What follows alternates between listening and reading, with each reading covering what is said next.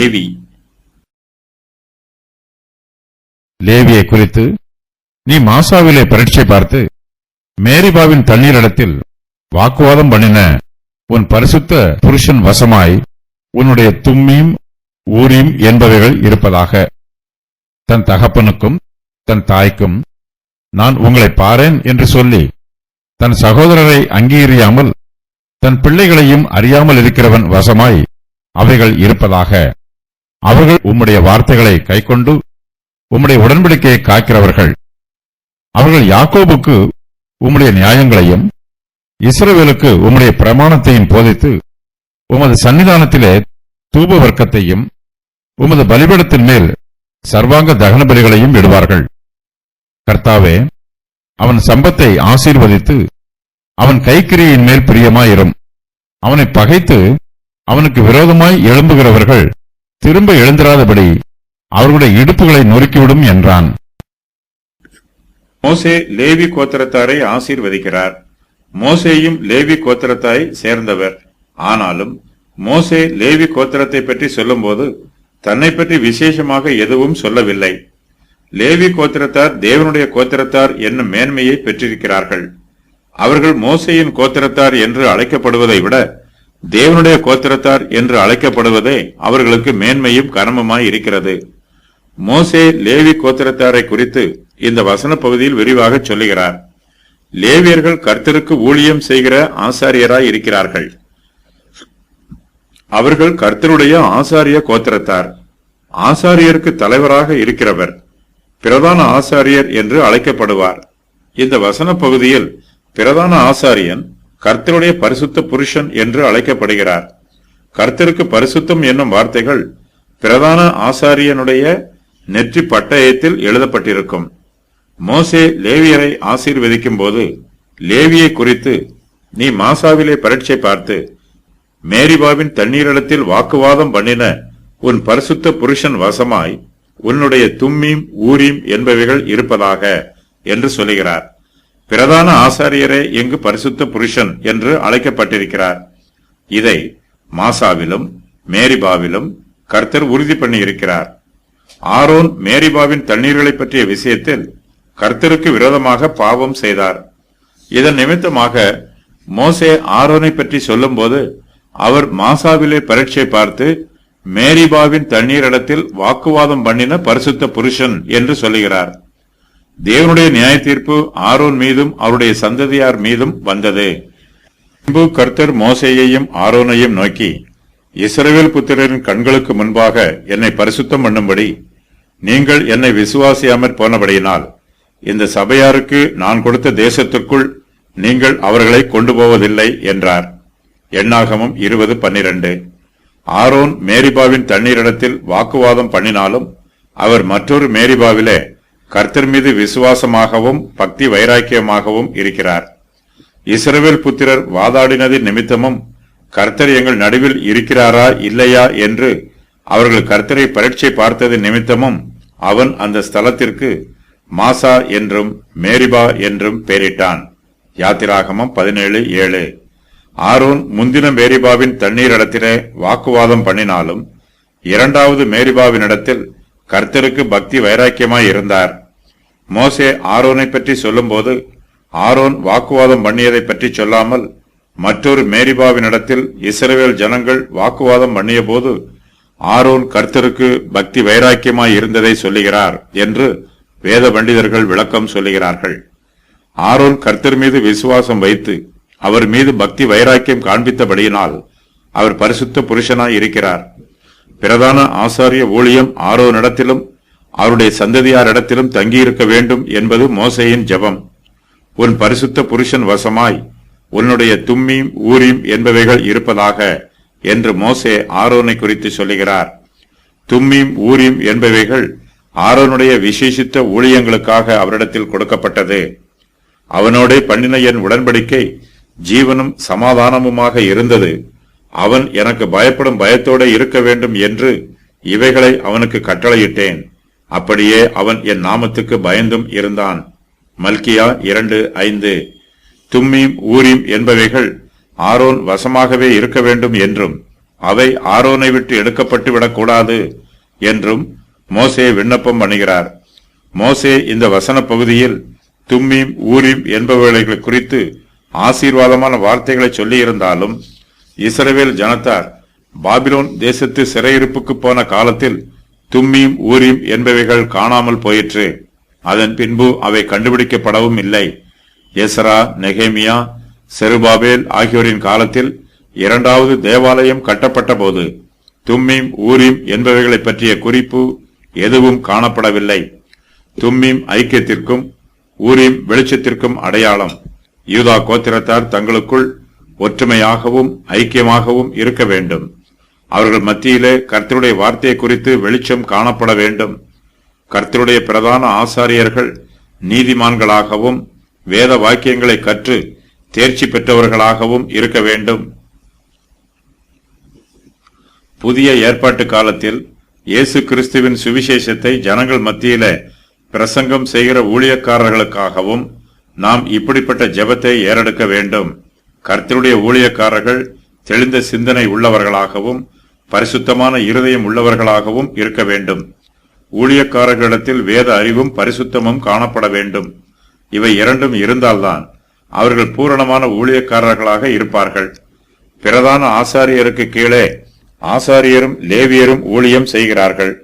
மோசே இந்த வசன பகுதியில் அவர்களையும் கர்த்தருடைய நாமத்தினால் ஆசீர்வதிக்கிறார். இவர்கள் கர்த்தருக்கு பக்தி வைராக்கியமாய் இருக்கிறவர்கள்.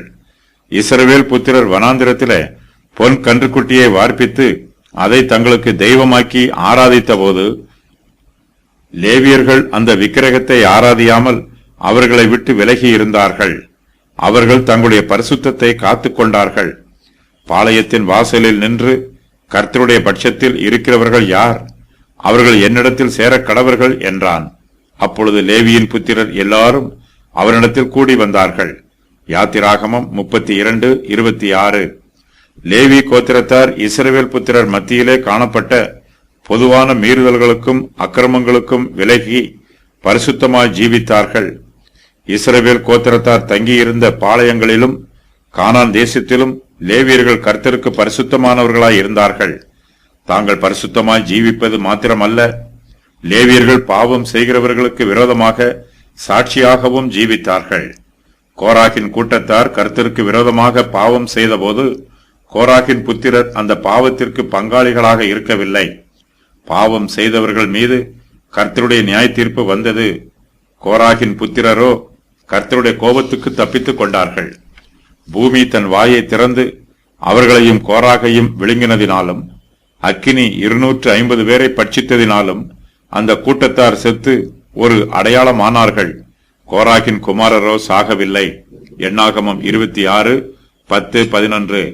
தங்கள் பெற்றோர் கர்த்தருக்கு விரோதமாக பாவம் செய்தாலும் ஆசாரியரும் லேவியரும் அந்த பாவங்களுக்கு உடன்படாமல் தங்கள் பரிசுத்தத்தை காத்துக் கொண்டார்கள். ஆகையினால் ஆசாரிய ஊழியம் அவர்களிடத்தில் தங்கியிருக்க வேண்டும் என்று மோசே அவர்களை ஆசீர்வதிக்கிறார். மோசே இது பற்றி சொல்லும்போது தன் தகப்பனுக்கும் தன் தாய்க்கும் நான் உங்களை பாரேன் என்று சொல்லி தன் சகோதரரை அங்கீகரியாமல் தன் பிள்ளைகளையும் அறியாமல் இருக்கிறவன் வசமாய் அவைகள் இருப்பதாக. அவர்கள் உம்முடைய வார்த்தைகளை கைக்கொண்டு உம்முடைய உடன்படிக்கையை காக்கிறவர்கள் என்று சொல்லுகிறார். உபாகமம் 33:9 முதல் பகுதி பிரதான ஆசாரியனை பற்றி கூறப்பட்டிருக்கிறது. அவனுடைய குடும்பத்தில் யாராவது மரித்து போனாலும் பிரதான ஆசாரியன் தன்னை தீட்டுப்படுத்திக் கொள்ளக்கூடாது. இந்த வசனத்தின் பின்பகுதி பிரதான ஆசாரியனையும் லேவியரையும் குறிப்பிடுகிறது.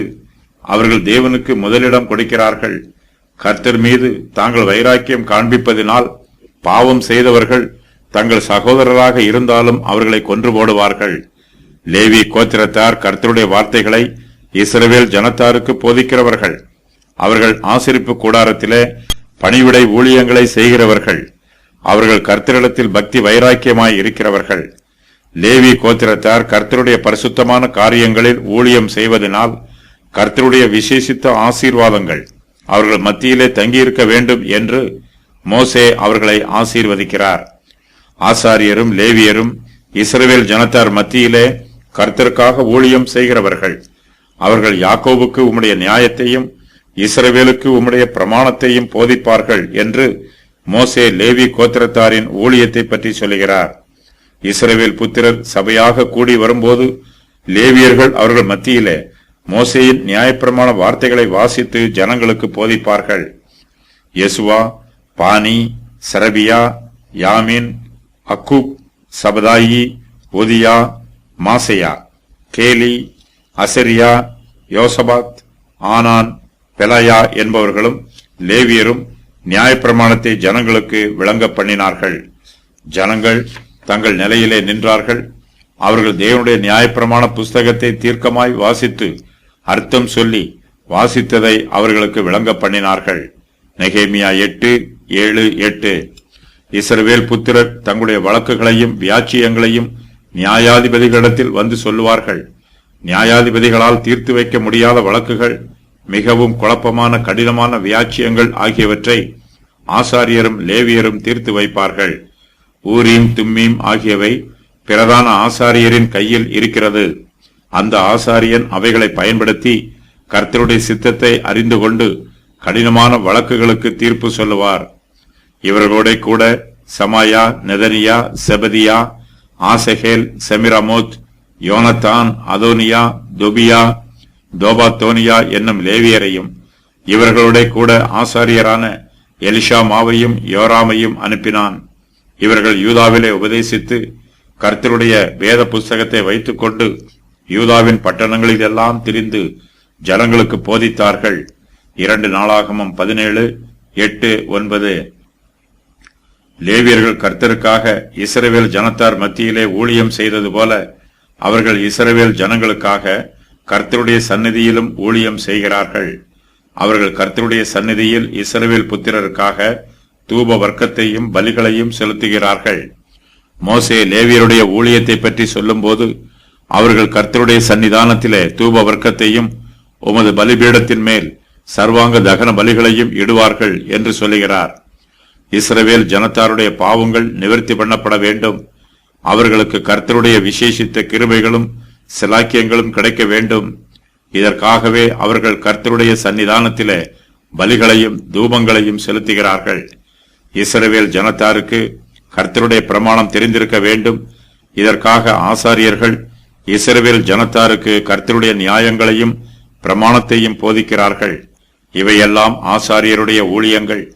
ஆசாரியர்கள் இந்த ஊழியங்களை செய்யும் போது லேவியர்கள் அவர்களுக்கு உதவி செய்கிறார்கள். மோசே லேவி கோத்திரத்தாரை ஆசீர்வதிக்கும் போது அவர்களுக்காக கர்த்தரிடத்தில் ஜெபம் பண்ணுகிறார்.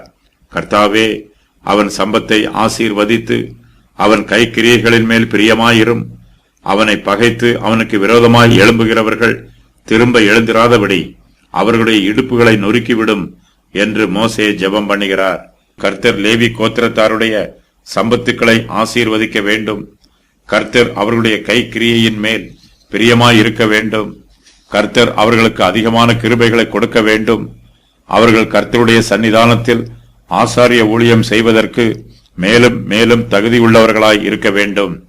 கர்த்தர் லேவியருடைய கைகளின் கிரியைகளை ஆசீர்வதிக்க வேண்டும்.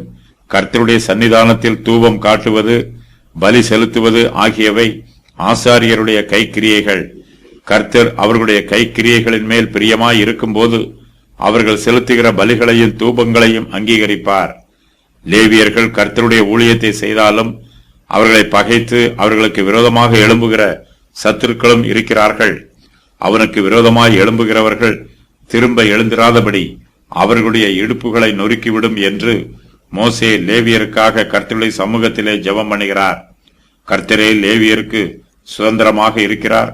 அவரே அவர்களுக்கு பாதுகாப்பாகவும் இருக்கிறார். மோசே லேவி கோத்திரத்தாருக்கு 5 ஆசீர்வாதங்களை சொல்லுகிறார். அவையாவன: உன் பரிசுத்த புருஷன் வசமாய் உன்னுடைய தும்மீம் ஊரீம் என்பவைகள் இருப்பதாக. அவர்கள் யாக்கோபுக்கு உம்முடைய நியாயங்களையும் இஸ்ரவேலுக்கு உம்முடைய பிரமாணத்தையும் போதிப்பார்கள். உம்முடைய சன்னிதானத்திலே தூப வர்க்கத்தையும் உமது பலிபீடத்தின் மேல் சர்வாங்க தகன பலிகளையும் இடுவார்கள். அவன் சம்பத்தை ஆசீர்வதித்து அவன் கைக்கிரியைகளின் மேல் பிரியமாயிரும். அவர்களுடைய சத்துருக்களை நொறுக்கிவிடும்.